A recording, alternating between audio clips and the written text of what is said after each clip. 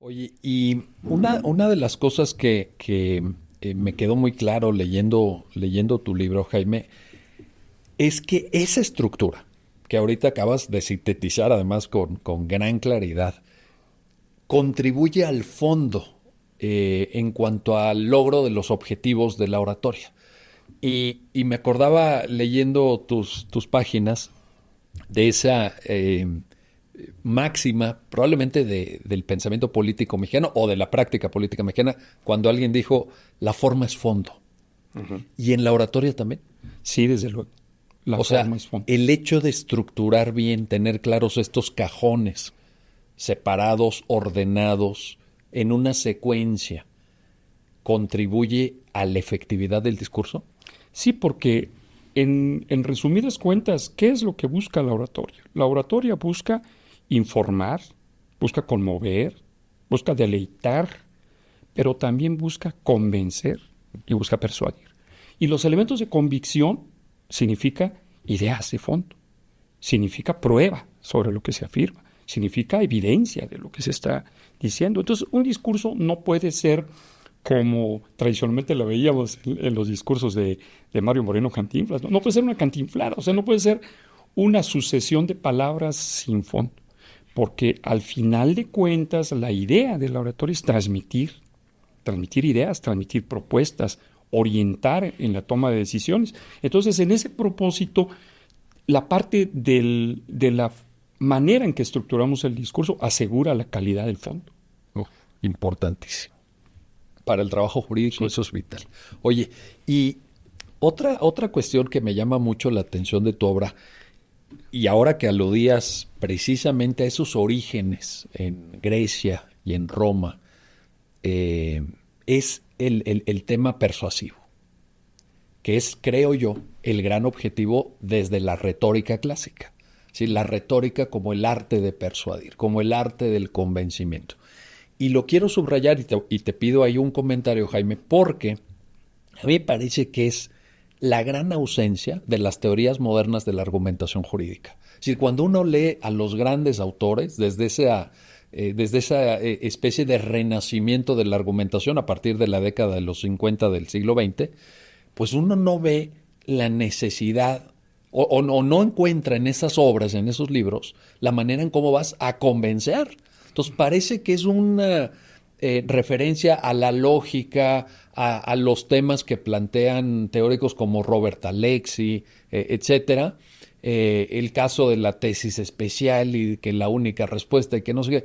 Bueno, sí, pero dame herramientas, dame elementos para que yo pueda convencer. Exacto, claro. Y ahí yo veo una conexión, pero tú eres el especialista, tú dime, pero yo veo una conexión ahí con la retórica clásica. ¿Es esto así o no?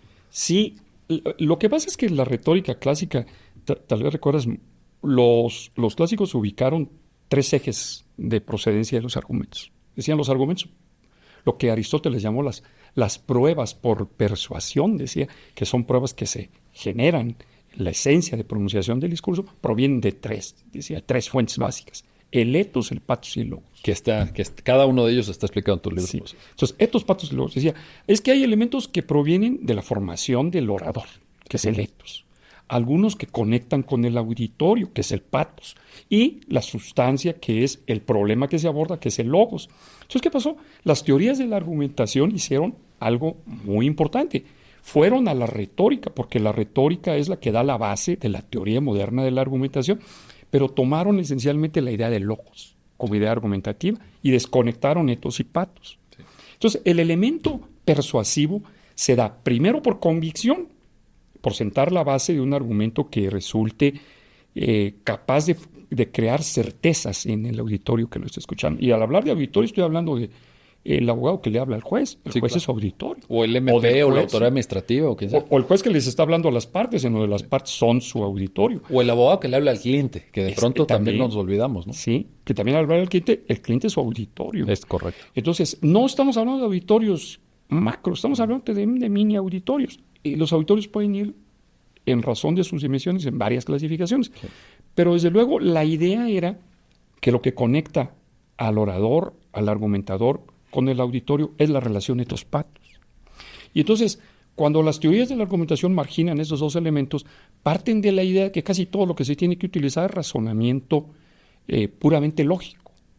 Entonces, como el razonamiento lógico tiene reglas claras, cuando el razonamiento se despega un poquito de las reglas de la lógica, entonces se pretende que las teorías de la argumentación se construya algunas reglas adicionales para hacer que el discurso entre, si no en el nivel de la racionalidad, y tú lo sabes muy bien, en el nivel de la razonabilidad. Sí. Y entonces nos movemos en las teorías modernas de la argumentación en una idea muy limitada, y eso ha clasificado mucho al pretender normar estos esquemas de expresión a las teorías como teorías lógico-normativas. Sí. ¿Qué proponen las teorías retoricistas de la argumentación? Rehabilitar plenamente la retórica. Entonces, tomemos las tres fuentes y encontramos que hay una conexión entre lo que el ethos piensa y lo que el pathos piensa. Por ejemplo, el ideal de justicia, la equidad y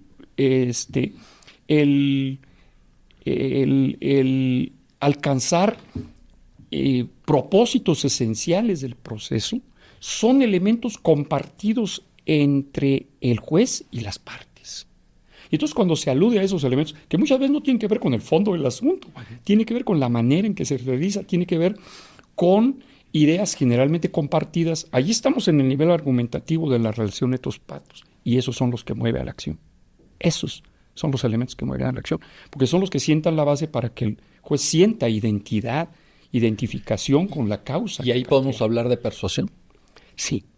Sí, porque ahí es en donde se construye la persuasión. Vamos a construir la convicción a través de certezas, a través de los argumentos que demuestran los hechos apoyados en las pruebas, la referencia de los hechos con la norma jurídica, una interpretación correcta de la norma y aplicación al hecho. Eso nos va a dar una base muy sólida de convicción. Pero ¿cómo lo movemos a la acción? Yo lo ejemplifico, y tú lo sabes muy bien, es como una exposición que no necesariamente te va a mover a la acción, como ir a escuchar una conferencia. A veces se los ejemplifico así en las clases. Cuando van a escuchar una conferencia, por ejemplo, sobre el cambio climático, todos coincidimos en que hay cambio climático y escuchamos una exposición magistral del cambio climático, de sus consecuencias, de lo que puede pasar en el futuro si no atendemos el problema del cambio climático. Y salimos perfectamente convencidos de que existe el cambio climático y hay que hacer cosas, pero no por ese hecho las personas al día siguiente adoptan las medidas que significa actuar para prevenir el cambio climático o tratar de disminuir los efectos. Es decir, empiezo en ese momento a disminuir mis consumos de ciertos productos que son contaminantes. No lo hacemos. ¿Por qué? Porque necesitamos el aguijoncito de la persuasión. Y aquí está la clave de la distinción entre convicción y persuasión. Y para el derecho es fundamental. Claro.